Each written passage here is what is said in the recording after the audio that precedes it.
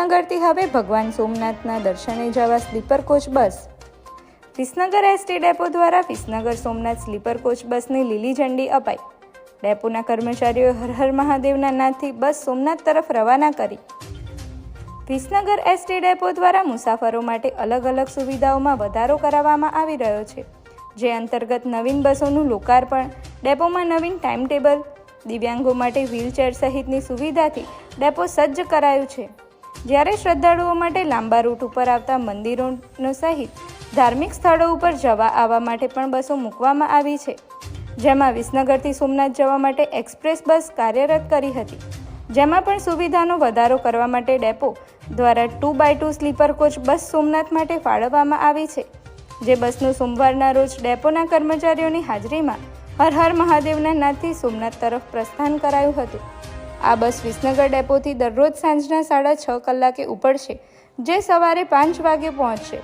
જ્યારે સોમનાથથી પરત આવવા માટે સાંજે 5:30 વાગે ઉપડશે, જે વિસનગર વહેલી સવારે આવી જશે.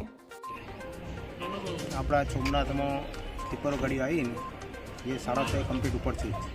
યાત્રાધામના હિસાબે ત્યાંથી ફાળવવામાં જાય છે, એટલે મુસાફરોને પણ છૂટી રહે એના માટે. આપણે કમ્પ્લીટ આવી ઉપડવાનો ટાઈમ જ 6:30નો જ છે. એના ટાઈમે ખાલી ગાડી આપણે ચેન્જ કરી છે.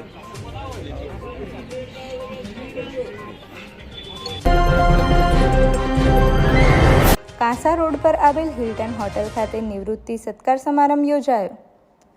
કાંસા ગામના વતની અને ગુજરાત સરકારમાં વિભાગીય નાયબ નિયામક તરીકે ફરજ બજાવતા ડૉક્ટર સતીશ મકવાણા નિવૃત્ત થતાં માદરે વતન સત્કાર સમારંભનું આયોજન.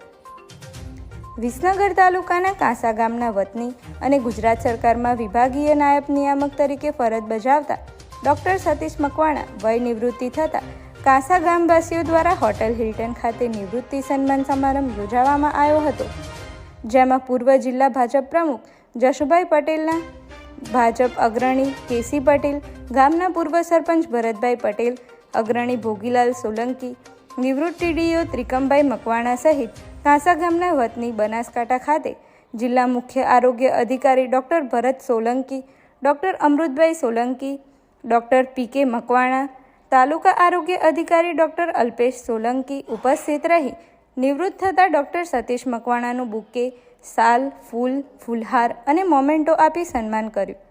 અને આગામી આજે મારા કાંસા ગામની અંદર મારા સમાજના ભાઈઓ, મારા ગ્રામજનોએ, મારા મિત્રોએ અને મારા કુટુંબીજનોએ મારી સરકારશ્રીમાં 33 વર્ષ અને 6 મહિનાની સેવા પછી હું જ્યારે નિવૃત્ત થયો અને એ બદલ મારો જે સત્કાર સમારંભ રાખ્યો એ બદલ હું એ તમામે લોકોનો ખૂબ ખૂબ આભાર વ્યક્ત કરું છું. આજે મોટી સંખ્યામાં જે લોકો ઉપસ્થિત રહ્યા એ બીજું કંઈ પણ નહીં, પણ મેં સરકારશ્રીની સેવા અને સમાજ સેવા કરી છે એનું એક પ્રતિબિંબ છે. અને હું આ જે સેવા જે કરી શક્યો છું એના અંદર જો મુખ્ય કોઈ ફાળો હોય તો મારી વાઈફ અથવા તો મારા ધર્મપતિ સોનલબેન અને મારા મોટા ભાઈ જીતુભાઈનો જ ફાળો છે. મારા મિત્રોનો, મારા વડીલોનો આશીર્વાદ થકી જ હું આ હોદ્દા ઉપર રહી શક્યો છું, સારી સેવા કરી શક્યો છું. Thank you very much. આજે કાર્યક્રમ ડૉક્ટર સતીશભાઈ મકવાણાનો રાખવામાં આવ્યો હતો.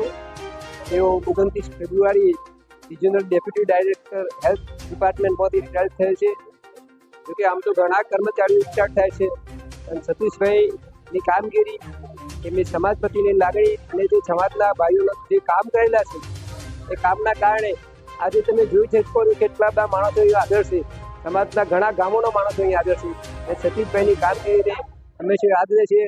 હજુ ભાઈ અમે તેમની ઈચ્છા રાખીએ છીએ કે સતીશભાઈ નિવૃત્તિ કાળ સમય દરમિયાન પણ એની જે કોઈ સારી એવી ઓળખાણો હોય એનો ઉપયોગ કરીને સમાજને લોકોને મદદ કરી એમની ભાવના સાથે આજનો કાર્યક્રમ રાખેલો છે.